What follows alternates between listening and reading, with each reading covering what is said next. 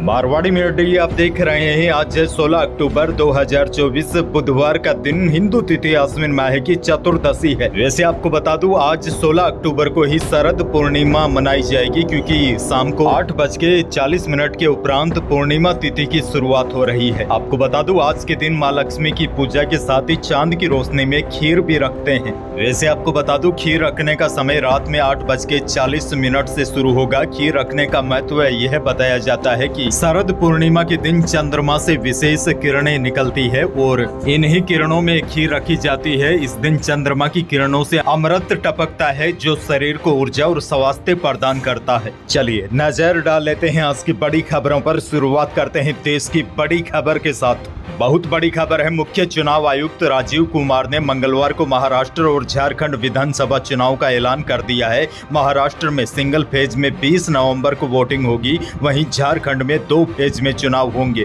झारखंड में पहली वोटिंग 13 नवंबर को और दूसरे फेज की वोटिंग 20 नवंबर को होगी। बड़ी खबर यह है महाराष्ट्र और झारखंड विधानसभा चुनाव का ऐलान हो गया है। यहाँ पर 20 नवंबर को वोटिंग होगी और नतीजे 23 नवंबर को आएंगे। एक और बहुत बड़ी खबर, एससीओ संगठन की बैठक के लिए पाकिस्तान पहुंचे विदेश मंत्री एस जयशंकर ने प्रधानमंत्री शहबाज शरीफ से मुलाकात की।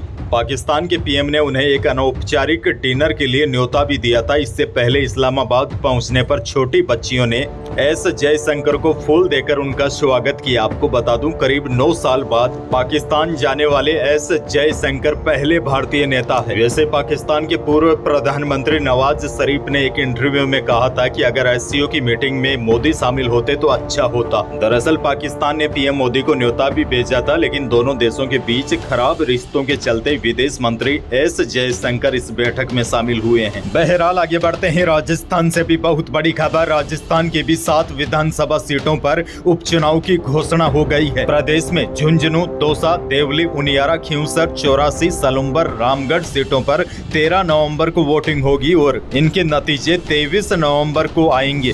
दरअसल आपको बता दूं साल 2023 में हुए विधानसभा चुनाव के 11 महीनों के भीतर ही इन सीटों पर फिर इलेक्शन होंगे, क्योंकि इनमें से 5 सीट विधायकों के सांसद बनने की वजह से खाली हो गई है और 2 सीटें विधायकों के निधन के कारण खाली है। वैसे आपको बता दूं प्रदेश में जिन 7 सीटों पर उपचुनाव होने हैं उनमें से बीजेपी के पास केवल 1 सलुम्बर की सीट है। यहाँ से अमृतलाल मीणा विधायक थे। बाकी 6 सीटों में से 4 पर कांग्रेस, 1 सीट पर भारतीय आदिवासी पार्टी और 1 आरएलपी के पास थी। और अब एक बार फिर इन 7 सीटों पर 13 नवंबर को वोटिंग होगी और 23 नवंबर को नतीजे आएंगे। आगे बढ़ जाते हैं। एक और बड़ी खबर, राजस्थान में अब आज से स्कूलों का समय बदल जाएगा। अब 4 बजे छुट्टी होगी। दरअसल शिक्षा विभाग ने 1 अप्रैल से 30 सितंबर तक गर्मी के समय के हिसाब से ही स्कूल चलाने का आदेश दिया था, लेकिन 1 अक्टूबर को गर्मी अधिक होने की वजह से इसे 15 अक्टूबर तक बढ़ा दिया था। ऐसे में अब आज 16 अक्टूबर 2024 से 31 मार्च 2025 तक स्कूल शीतकालीन समय के अनुसार खुलेंगे और बंद होंगे। यानी कि आज से सरकारी स्कूलों में सर्दियों वाला टाइम लागू हो रहा है। आगे बढ़ जाते हैं। जालोर से बड़ी खबर, कांस्टेबल के प्राइवेट बस ड्राइवर को थप्पड़ मारने के बाद जमकर हंगामा खड़ा हो गया। लोगों ने पुलिस की गाड़ी को घेर लिया। आरोप था कि शराब के नशे में कांस्टेबल ने ऐसी हरकत की। मौके पर महिला एसआई को पहुंचना पड़ा और आरोपी सिपाही का मुंह सूंघकर महिला एसआई ने कहा कि इसने शराब नहीं पी है। बाद में कांस्टेबल ने ड्राइवर से माफी मांगी, तब जाकर मामला शांत हुआ। घटना जालोर जिला अस्पताल बस स्टैंड की है। यानी कि एक प्राइवेट बस ड्राइवर को थप्पड़ मारना कांस्टेबल को भारी पड़ गया। बहरहाल आगे बढ़ते हैं। एक और बड़ी खबर, राजस्थान के 3.25 लाख डेयरी किसानों को दिवाली से पहले बड़ी खुशखबरी मिली है। पशुपालन एवं डेयरी मंत्री जोराराम कुमावत ने मंगलवार को शासन सचिवालय में डेयरी किसानों को दीपावली की सौगात देते हुए मुख्यमंत्री दुग्ध उत्पादक संबल योजना की 92.41 करोड़ रुपए की अनुदान राशि उनके बैंक खातों में सीधे ही डीबीटी के माध्यम से जारी कर दी है। इससे प्रदेश के लगभग 3.25 लाख पशुपालक लाभान्वित होंगे। मीडिया से वार्ता करते हुए मंत्री जोराराम कुमावत ने कहा कि दुग्ध उत्पादकों को दूध के मूल्य का भुगतान आरसीडीएफ द्वारा किया जाता है। वहीं मुख्यमंत्री दुग्ध उत्पादन संबल योजना के अंतर्गत 5 रुपए की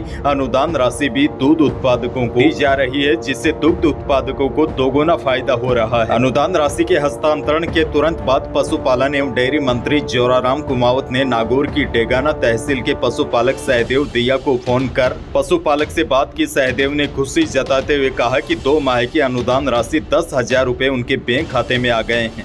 आगे बढ़ जाते हैं एक और बड़ी खबर। बुजुर्ग पेंशन योजना का लाभ लेने वाले ज्यादातर बुजुर्ग गरीब है, जिनके जीवन यापन के लिहाज से 1150 रुपए की पेंशन राशि काफी कम है। दरअसल यह बात इसलिए मैं आपको बोल रहा हूं क्योंकि राजस्थान के मुकाबले पड़ोसी 4 राज्यों की सरकारें बुजुर्गों का ज्यादा ख्याल रख रही है, क्योंकि यहाँ की सरकारें बुजुर्गों को 1,500 से लेकर 3,000 रुपए तक वृद्धावस्था पेंशन दे रही है, जबकि राजस्थान में इस साल पेंशन राशि बढ़ाने के बाद भी 1150 रुपए ही बुजुर्गों को पेंशन मिल रही है। यानी कि खासकर जो बीमार है बेसहारा बुजुर्गों के लिए यह राशि ऊंट के मुंह में जीरे के समान है। अब देखिए, पड़ोसी राज्यों में बुजुर्गों को सबसे ज्यादा पेंशन हरियाणा में मिल रही है, जहां इस साल 1 जनवरी से पेंशन राशि 2750 रुपए से बढ़ाकर 3,000 रुपए मासिक कर दी गई है। और देखिए, राजस्थान से सटे दिल्ली, पंजाब और उत्तराखंड राज्यों में भी बुजुर्गों को पेंशन प्रदेश के मुकाबले ज्यादा है। दिल्ली में 60 से 69 वर्ष के आयु वाले व्यक्तियों को 2,000 तथा 70 वर्ष से अधिक आयु के बुजुर्गों को 2500 रुपए मासिक पेंशन दी जाती है। इसी तरह पंजाब व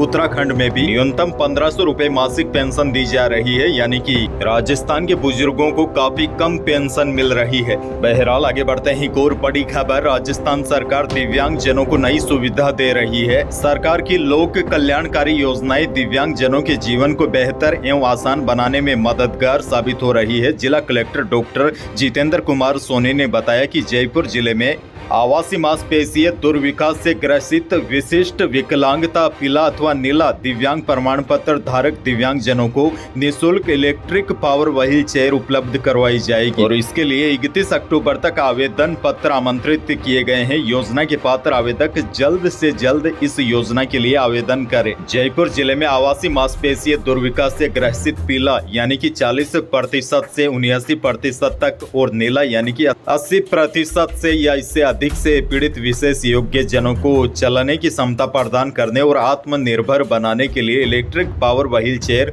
प्राप्त करने के लिए अपील की है। आगे बढ़ते हैं एक और बड़ी खबर। उदयपुर में अभी लेपर्ड का खतरा टला ही नहीं, अब भीलवाड़ा से बड़ी खबर है। भीलवाड़ा शहर की संजय कॉलोनी में सुबह 9 बजे सियार दिखाई दिया। यह सियार एक खाली प्लॉट से निकलकर गलियों में घूमता रहा। लोगों ने कुत्ता समझकर इसे अनदेखा कर दिया।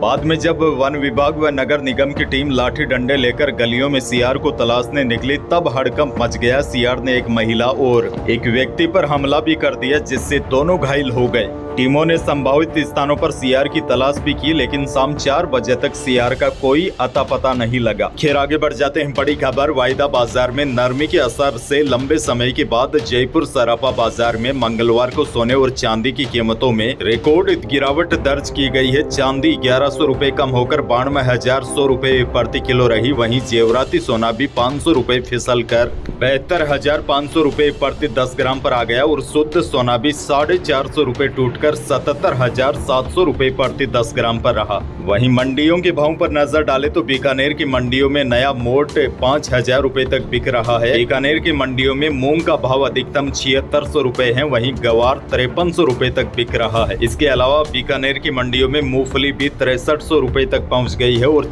चना 7200 रुपए प्रति क्विंटल तक बिका। बाकी आपको बता दूं, सभी मंडियों के भाव अलग अलग होते हैं, क्योंकि यहाँ पर जिस चीज की मांग ज्यादा रहती है वहाँ पर उसी चीज के भाव अच्छे मिलते हैं। आगे बढ़ जाते हैं, मौसम से जुड़ी बड़ी खबर है। राजस्थान के दक्षिणी हिस्सों में पिछले 3-4 दिनों से चल रहा बारिश का दौर अब थम गया है। अब मात्र केवल कुछ ही जगहों पर हल्के बादल छाने की संभावना है, यानी कि अब बारिश की संभावना कहीं पर भी नहीं है। राज्य के मौसम में इस बदलाव से तापमान में उतार चढ़ाव देखा जा रहा है। मौसम विभाग के ताजा अपडेट के अनुसार अब आज यानी कि 16 अक्टूबर से राजस्थान के लगभग अधिकांश भागों में अगले 2-3 दिन मौसम साफ रहेगा और धूप निकलेगी। पूरे राजस्थान में बारिश को लेकर किसी भी प्रकार का अलर्ट नहीं है। यही थी प्रदेश और देश की आज की बड़ी और महत्वपूर्ण खबरें। वीडियो को लाइक करना बिल्कुल न भूलिए और चैनल पर नए हैं तो सब्सक्राइब जरूर कीजिए, ताकि आप अपडेट रहे बड़ी और काम की खबरों से। धन्यवाद।